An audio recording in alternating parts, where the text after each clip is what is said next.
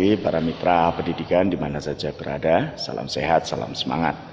Bertemu dengan saya Lukas Teguh Jatmiko dari Excellency Educator Inspiration of Your Higher Integrity, Competency and Education.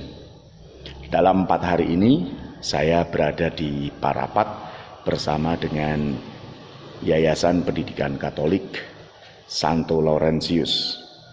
Di Parapat ini, di Pusat Pengembangan Umat, saya mendampingi para guru dan kepala sekolah dalam mengimplementasikan kurikulum Merdeka berbasis pada nilai profil pelajar Pancasila dan nilai-nilai atau karisma Pater Antonius van Erbs. Nah, dalam menerapkan sebuah kurikulum, apalagi berbasis pada nilai profil pelajar Pancasila ataupun berbasis lembaga, ada 5 hal yang perlu diperhatikan, atau bisa dikatakan 6 hal kalau mau dibedakan lebih teliti lagi. Apa yang dibutuhkan di dalam mengimplementasikan sebuah kurikulum? Kalau dari judul implementasi, berarti di sana ada hal yang mau dipraktekkan, ada hal yang mau diwujudkan. Maka dalam mengimplementasi ada 4 persyaratan dasar yang harus dipenuhi atau yang harus disiapkan. Yang pertama adalah mindset. Mindset ini menjadi penting karena segala sesuatu, kreativitas, arah dasar, dan turunannya itu akan berasal dari cara pandang, cara pikir, pola bertindak secara pola pikir. Maka mindset ini akan menentukan maju mundurnya, berkembang tidaknya sumber daya yang ada, termasuk lembaga yang dikelola. Keterbatasan atau hambatan secara mindset itu akan menghambat 3 proses yang lain. Tetapi pertumbuhan secara mindset, cara berpikir, pola berpikir, itu akan mempengaruhi pula 3 komponen berikutnya. Karena itu penting mendidik, mengembangkan, melatih cara berpikir, membuka wawasan, dan mengkontekstualisasikan pemikiran-pemikiran agar menjadi konkret atau menjadi operasional alias terimplementasi. Dan ini tantangannya cukup beragam, satu tempat dengan tempat yang lain. Lalu yang kedua adalah skill set.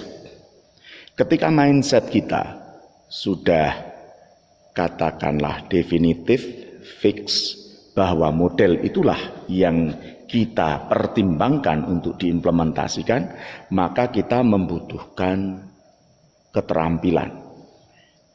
Keterampilan yang kita punya, kemudian kita upgrade, kita update, kita modifikasi kembali, kita sesuaikan, kita tambahi, atau kita orkestrasikan dengan keterampilan-keterampilan lain yang dibutuhkan. Nah, keterampilan ini tidak terjadi sekali atau 2 kali proses, tapi harus terus-menerus. Ini sebagai exercise. Dalam melatih keterampilan ini, kita tidak cukup hanya latihan secara kognisi, tapi juga latihan secara mental. Maka nanti yang ketiga kita bicara mental set. Nah, keterampilan-keterampilan ini merupakan salah satu dari komponen dasar yang disebut kompetensi. Sama seperti mindset. Mindset itu menjadi salah satu dasar pula untuk terbentuknya kompetensi. Itulah skill set. Bagaimana cara menulis, bagaimana cara merancang bangun sebuah kurikulum, bagaimana merancang bangun sebuah pembelajaran menjadi sebuah desain, entah yang disebut dengan silabus, entah yang disebut dengan RPP, entah yang disebut dengan lesson plan, atau yang kita sebut dengan 12 perangkat pembelajaran. Itu semuanya membutuhkan bukan hanya mindset, tapi juga keterampilan atau skill set. Selain ketajaman, memilah, memilih, mempertimbangkan, memutuskan, berkreasi secara kognisi, juga ditantang bagaimana itu terimplementasi secara nyata lewat keterampilan. Lalu yang ketiga adalah mental set. Mental set ini sebetulnya mau menantang apakah kepribadian, keutuhan, kepribadian, keilmuan, cara berpikir, cara bertindak kita itu memang mau mewujudkan suatu cita-cita atau mengimplementasikan kurikulum tertentu. Maka mental set ini sebetulnya lebih menantang, mau atau tidak dalam melakukan pembaharuan, melatih diri, atau bersusah-susah dulu sebelum sistem terbangun dengan bagus, sebelum proses bisa kita standarisasi untuk menjaga kualitas. Jadi mental set ini menjadi penting, dan disitulah sebetulnya letak pendidikan karakter. Disitulah letak penghayatan nilai-nilai atau yang disebut juga dengan karisma. Lalu yang keempat adalah tool set. Tool set ini adalah segala sesuatu atau perangkat-perangkat yang dibutuhkan untuk mempermudah, untuk membuat satu lompatan sebagai peragaan, sebagai media, sebagai alat, apapun jenisnya. Segala sesuatu yang bisa kita gunakan untuk mempercepat, membuat akselerasi, membuat segala sesuatunya bagus. Itu kita pergunakan. Pertanyaannya, seringkali lembaga-lembaga SDM kita berkeluh kesah. Kita tidak punya ini, kita tidak punya itu. Fasilitas kita minim, fasilitas kita kurang. Lalu bagaimana? Apa solusinya? Solusinya adalah 3 set yang sudah saya jelaskan diintegrasikan menjadi sebuah aksi. Maka tools itu akan terjadi, tools itu akan kita temukan, tools itu bisa kita kreasikan sejauh itu dibutuhkan.